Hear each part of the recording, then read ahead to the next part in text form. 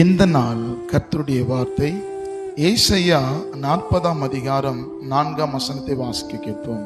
சகல மலையும் குன்றும் தாழ்த்தப்பட்டு, சகல மலையும் குன்றும் தாழ்த்தப்பட்டு, கோணலானது செவ்வையாகி, கோணனானது செவ்வையாகி, கரடு முரடானவை சமமாக்கப்படும். கரடு முரடானவை சமமாக்கப்படும். இந்த வார்த்தை கேட்கிற உங்களை பார்த்து சொல்கிறார், உங்க வாழ்க்கையில மலைகள் போல் இருக்கிறதான உபத்திரவங்கள், குன்றுகளை கர்த்தர் மாற்றி உங்க வழிகளை கர்த்தர் செவ்வையாக்கி, கோணனான வழிகளை கர்த்தர் செவ்வைப்படுத்தி, தம்முடைய பிள்ளைகளை கர்த்தர் ஆசீர்வாதத்தின் பாதையில தேவன் நடத்த வல்லவராயிருக்கிறார்.